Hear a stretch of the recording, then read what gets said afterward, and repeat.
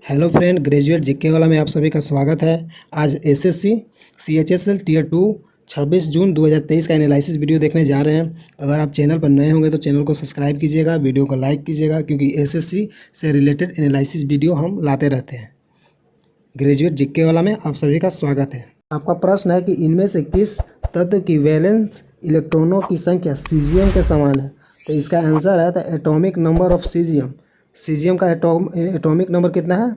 55 है। इसका सीजियम का विन्यास कितना है? तो 2 8 18 18 8 1 ये इसका विन्यास है। और सीजियम का वैलेंस ऑफ इलेक्ट्रॉन 1 है। इसमें पूछा होगा वो आपका राइट आंसर होगा। आपका अगला प्रश्न है कि जंतुओं का वर्गीकरण को उनके जंतु से मिलान करें।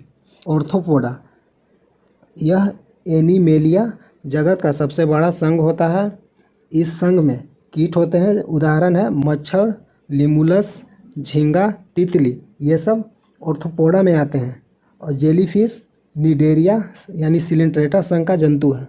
और तीसरा था पेरीफेरा संघ, इसका उदाहरण है स्पंज, साइकन, मायोनिया। और चौथा है मोलस्का संघ। मोलस्का संघ में घोंघा आता है, घोंघा। ठीक, आपका जो भी इसमें आंसर होगा वो आपका राइट आंसर होगा।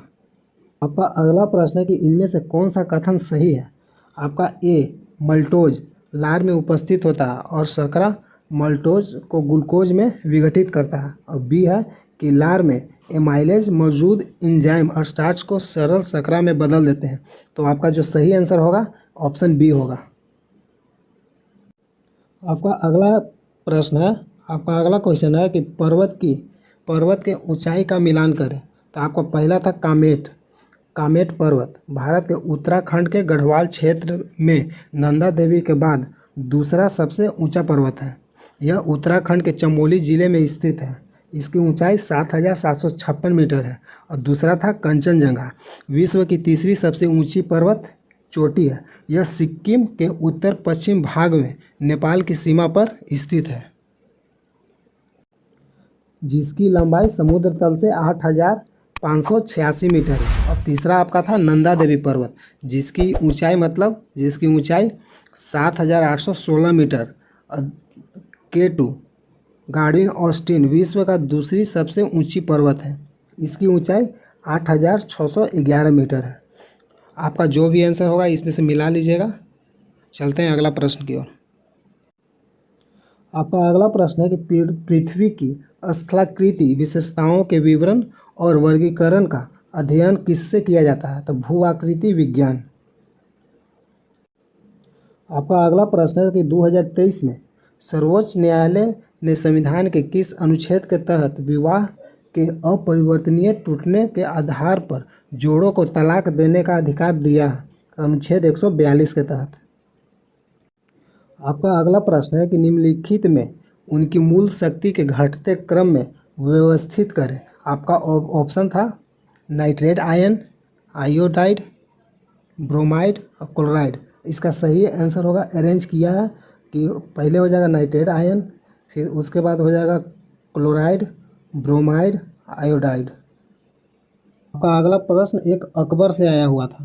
तो अकबर के बारे में मैं डिटेल में बता देता हूँ कि पानीपत का द्वितीय युद्ध 5 नवंबर 1556 के दौरान अकबर का शासन क्षेत्र विस्तार हुआ था। सेकंड था हल्दी घाटी का युद्ध, अकबर शासक के दौरान 1574 में लड़ा गया था। हल्दी घाटी का युद्ध कब हुआ था? तो 1574 में।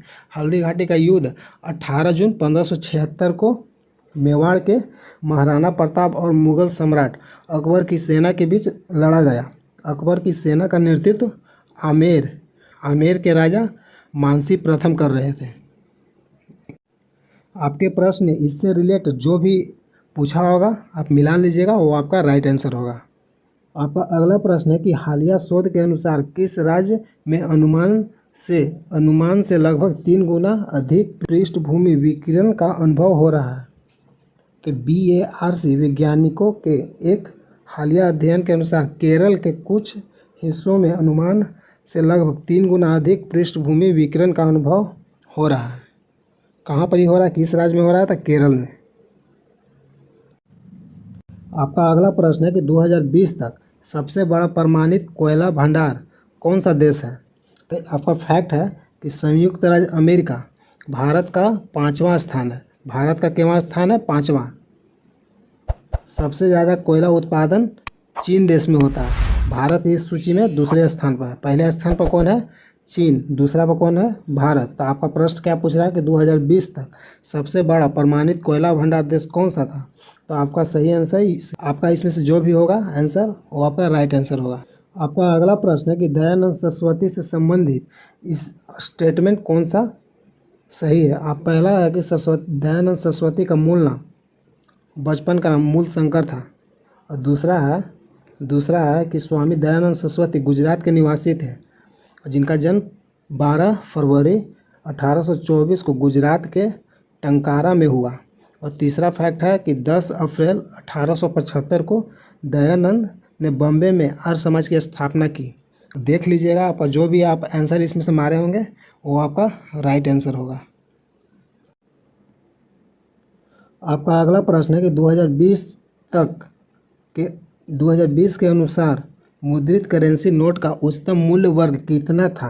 अब तक मुद्रित सबसे अधिक मूल्य का नोट कौन सा है? तो इसका फैक्ट है कि भारतीय रिजर्व बैंक द्वारा अब तक मुद्रित सबसे अधिक मूल्य वर्ग का नोट 1938 में 10,000 का नोट था, जिसे जनवरी 1946 में बंद कर दिया गया। 10,000 को 1954 में फिर से पेश किया गया था। इन नोटों को 1978 में हमेशा के लिए बंद कर दिया गया फिर से। आपका अगला प्रश्न है कि CGS पद्धति में चुंबकीय क्षेत्र की तीव्रता का मात्रक क्या है? तो ऑस्ट्रेड होगा, ऑस्ट्रेड। इसका अगला फैक्ट है कि SI पद्धति में चुंबकीय क्षेत्र की तीव्रता का मात्रक वेबर प्रति मीटर स्क्वायर या टेस्ला होता है। ठीक है। आपका अगला प्रश्न है कि इनमें से कौन सा बैंक 1974 में भारत में पहली सूक्ष्म वित्त संस्था के रूप में स्थापित किया गया था? तो आपका सही आंसर होगा SEWA यानी self employed women's association bank, स्वरोजगार महिला संघ बैंक। यह एक सहकारी बैंक अहमदाबाद में स्थापित किया गया था। आपका अगला प्रश्न है कि जीरोपथैलेमिया रोग किस विटामिन की कमी के कारण होता है? तो विटामिन ए। विटामिन ए का कौन सा नाम है? रासायनिक नाम रेटिनॉल। आपका अगला प्रश्न है कि 2011 के जनगणना के अनुसार सबसे कम जनसंख्या वाला राज्य कौन सा है? तो Sikkim.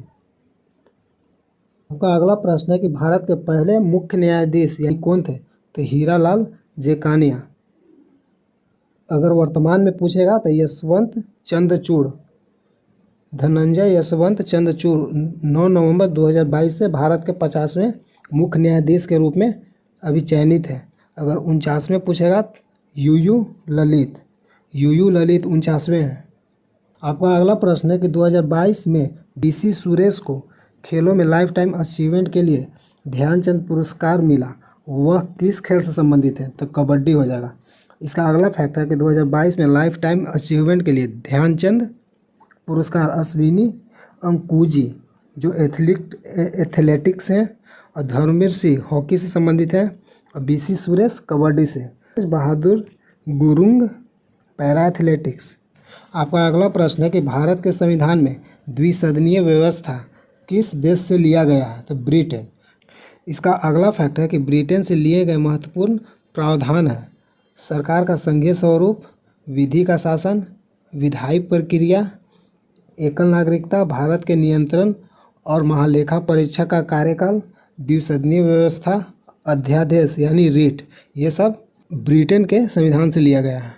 Hello friend, SSC CHSL Tier 2 में जितने भी क्वेश्चन पूछे गए थे मैंने सभी का एनालिसिस करवा दिया है। अगर चैनल पर नए होंगे तो चैनल को सब्सक्राइब कीजिए, वीडियो को लाइक कीजिए। यहाँ तक वीडियो देखने के लिए धन्यवाद। जय हिंद, जय भारत।